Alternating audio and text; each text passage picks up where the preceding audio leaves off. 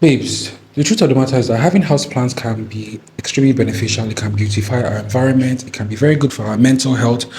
But the honest reality and the part that a lot of us content creators don't show you is that it can also be very overwhelming. It can honestly make us feel very limited and make us feel very stuck. And this was me in 2024. Last year, there was a point in my life where I was like, oh my God, I am just tired. I just feel like I could just get rid of all these plants and be free. Babes, this is a safe space. So it is completely okay to have those thoughts in this houseplant hobby. In fact, a lot of people actually have struggled with it at some point. Some of you may currently be even struggling with it, especially now that it's winter, it is dark and gloomy, and you know, all the challenges that come with that. And some people have given up on this hobby altogether. Well, babes, I want to teach you how you can actually start loving houseplants again. If you're in that funk where you feel like this hobby is just overwhelming for me, I'm exhausted, I'm tired, I want to teach you how you can love houseplants again and how to approach it in a more sustainable and practical way. Because right now, I'm in a very good and more balanced and healthy position with I and my houseplants. And I want that to be the same for you. Let me get my notes. Oh.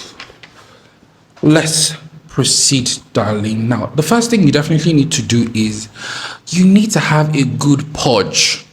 I don't mean the porch in the toilet. I mean you need to have a good plant porch. So what I want you to realistically do is walk around your collection and start editing plants. Do not just restrict yourself to plants that look sick or plants that aren't performing well or difficult plants. No.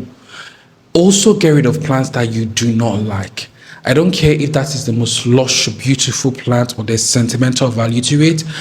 As long as you do not like that plant, please get rid of it. It's going to feel like there's a huge weight off your shoulders. This thoroughly helped me last year. I did a massive purge offline because I know some of you get quite, angry when you see me throwing away plants. But sometimes, and in this case, it is necessary. I got rid of a lot of the plants that I didn't like. I completely got rid of all my Hoyas, except maybe there's just one left, this one here. I got rid of all my allocations. Even some of my aglaonemas, I got rid of them because they are notoriously pest prone in my climate. So please go around your collection and get rid of plants that are sickly, get rid of plants that have been giving you such a hard time, get rid of plants that you do not like, okay? That way, it leaves room for you to just take care of the ones that you truly like. Also, when having a plant porch, pick the most convenient means of eradicating those plants. If the most convenient thing for you to do is to throw that plant in the bin, then do so, darlings.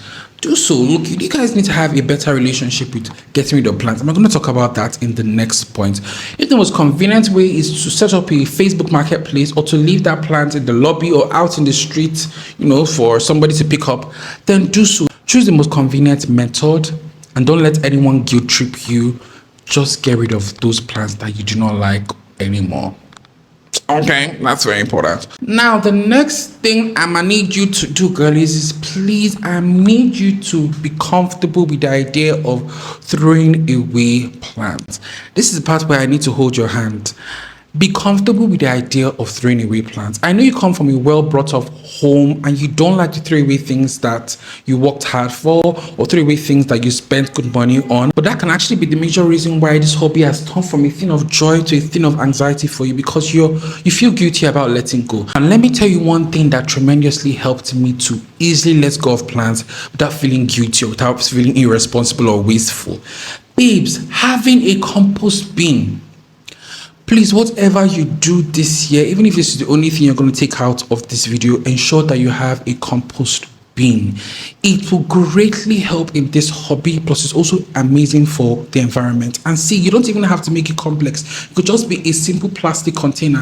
When I started composting like maybe a month ago, I didn't even know what I was doing, guys. I came here to tell you guys, to ask you guys for advice. I just got a simple container, and with time I just disposed of my dying plants or plants that I didn't like into that container, along with as many vegetable scraps that I could muster, and babes, it is actually working. Like, I literally don't even know what I'm doing, but it is actually working. So don't overthink it. Just get yourself a small container, puncture some holes inside it, and then just dispose of your vegetable waste.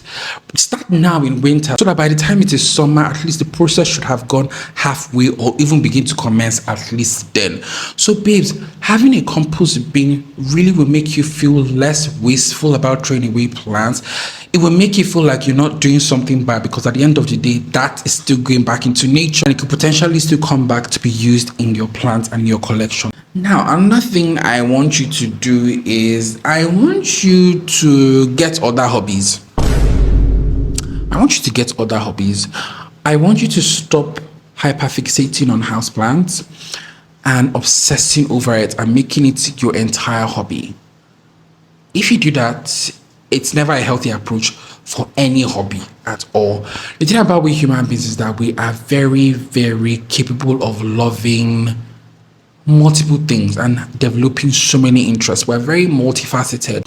So I implore you to please explore other interests. It doesn't mean that you're going to abandon houseplants altogether, but when you have other interests, it allows you spread your time a bit more across the board, allows you also spread your money a bit more across the board, and allows you to be less impulsive because you have other hobbies to spend on or dedicate time and effort into. For example, if you're somebody who likes houseplants but you also like reading books and you like crocheting and you have like $100 with you, instead of spending all of that $100 on buying like 10 houseplants that could, plunge you further into plants burnout, you could then able to spread it out. Okay, I'm going to get one house plant, and then I'm going to get like maybe two wishlist books, and I'm going to get a new set of crocheting tools. You see how you've just balanced that out, and you now have a more healthy approach, and you're less likely to even burn out with any one of those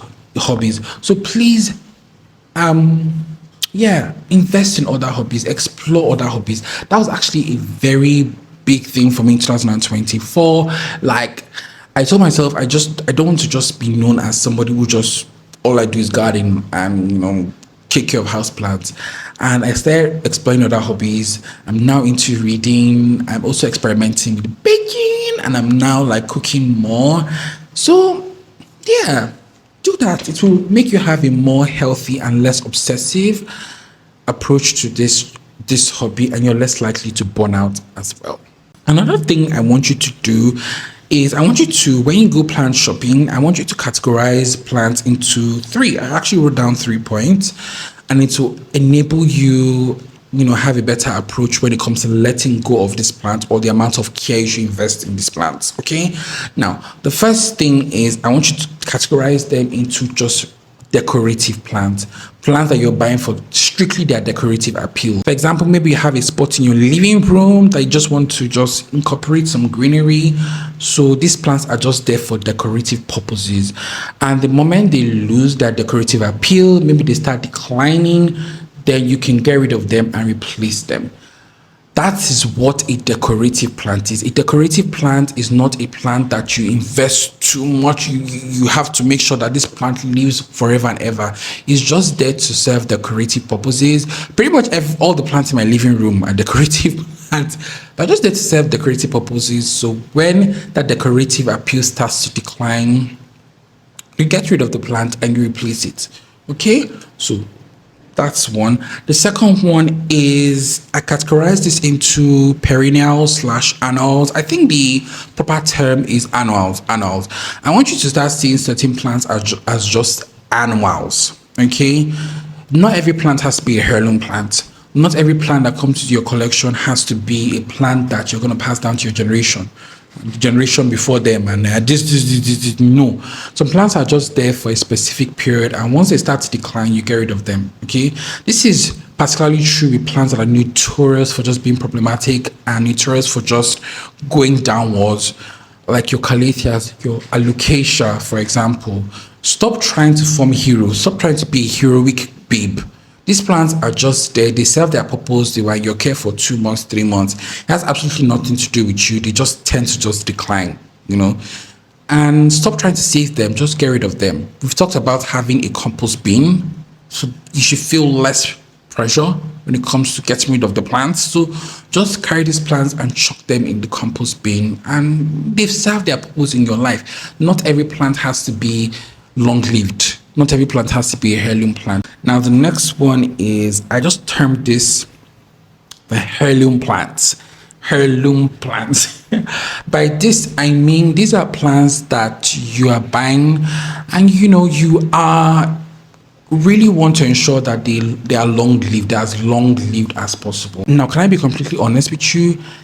There's just a minority of plants that will fill into this heirloom slot.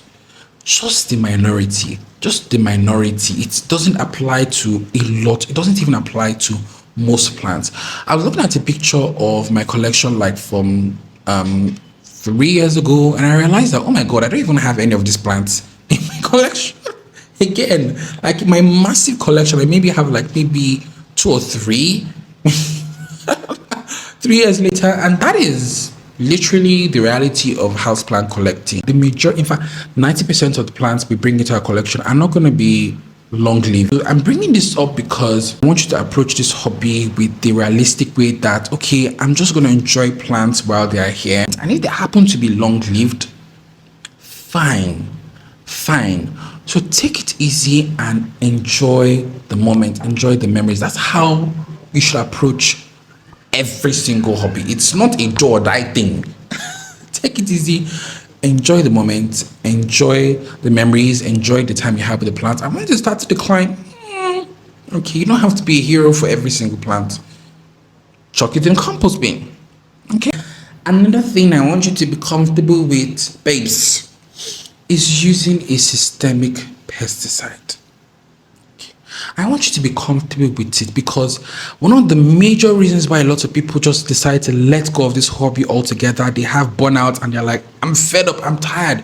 It is pests. No matter what you do, no matter the precautionary measures you have in place, you will always have pests. I've talked about it before. The healthier your plants are, the more pests will find them attractive and the more they try to spread on them. So no matter what you do, you will have pests, and it can be extremely overwhelming. One trip infestation is literally all you need to give up on this houseplant hobby completely. It can truly get to your nerves and also affect your mental health. And one of the things that greatly help to take off that pest load, take off that pest pressure, has been a systemic pesticide. Introducing a systemic pesticide in my collection, in fact, I asked myself, I don't know if I would have still been in this hobby if I didn't discover and use systemic pesticide in my collection. Now, some people have qualms with it because they feel like it, and rightly so, it is quite toxic and can be quite damaging to the environment. But the advantage you have by growing plants indoors is that you're less likely to do damage when you use these chemicals in the environment outdoors if you use it carefully. So darlings, please take advantage of that and do not shy away from using a systemic pesticide. Look, all those beneficial bugs, all the the neem oil, see, it's not really as effective as a systemic pesticide. It will really help. Okay, it will really help. Either using systemic granules or using a systemic pesticide that you can spray on your plant will definitely come in handy. Which leads me to my next point. In this hobby, you need to start approaching it with the mindset of, how can I care for my plants in the most minimal way possible? Okay, how can I have this collection of plants while caring for them in the most minimal way possible? The cheat code should be, how can I have a flourishing collection while minimally caring for the plants for as little as possible? And it is doable. I've broken this down into 1, 2, 3, 4. Yes, 4 points and 4 ways you can go about this, because the goal for 2025 is to garden smarter and not harder. Okay, the first thing I want you to do is you need to lean towards drought tolerant plants. Lean towards drought tolerant plants that actually can go a week, dare I say even a month, without watering. Because I've talked about this several times. Watering plants that you're growing indoors is not as convenient as watering plants outdoors. I grew plants both indoors and outdoors. With my outdoor girlies, I just bring out my hose. During the rainy season, I don't even have to water as much. Like the rain just, takes care of that for me. But these ones, watering them, I don't even look forward to watering. They can be very inconvenient, can be very messy. So I would strongly advise that you lean towards plants that are a bit more drought tolerant. A way to go about knowing if a plant is drought tolerant or not is by how succulent the plant looks. If the plant looks really thick, stocky, it's thick and juicy, has thick leaves, then also thick roots as well, then you should know that, okay, this is an anti that, okay, I can water maybe, once in a while. I can get away with watering this plant once in a while. Now, on the flip side, if you see a plant that has very thin leaves, or I've also noticed plants that tend to have like long petals, like caladiums, alocasias, those are thirsty girlies. Thirsty girlies. So it doesn't make sense to incorporate more of those type of plants in your collection. They should be on the lesser end of the spectrum. A good balance is to have plants that are more drought tolerant, and then to a small degree, more of these needy, water loving plants. Honestly, that is the ultimate cheat code. That is the cheat code. Pretty much every single plant I have in my living room is drought tolerant, except that piece. I don't know what possessed me to get that piece lily. So that should be the code you emulate in 2025, babes. Another thing I want you to lean towards is pest resistant plants. Pest resistant plants. There are just certain plants, and if you're a seasoned plant collector or a house plant collector, you know that there are certain plants that you just never seem to have pests.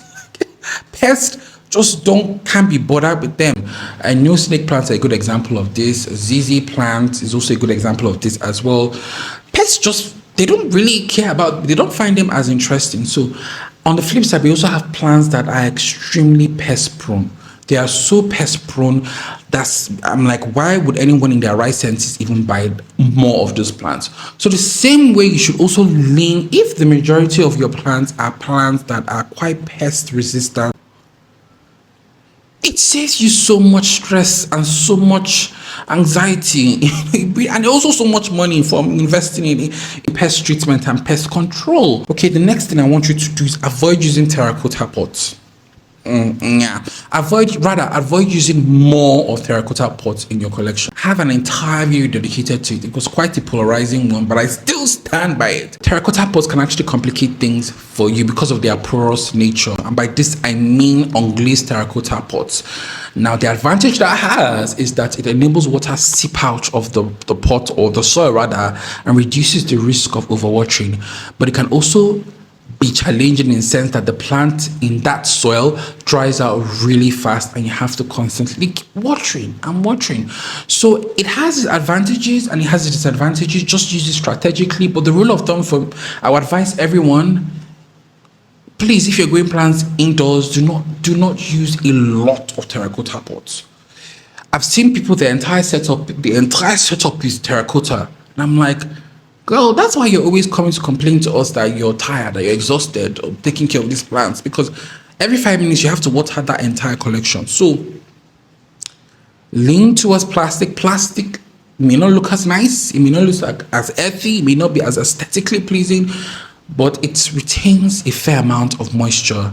And in this hobby, I've come to realize the less you have to water your plants, the more peace of mind and anxiety, the more conducive this hobby is. So always go for that. Now, the last subtopic in this topic is consider like a semi-hydro setup.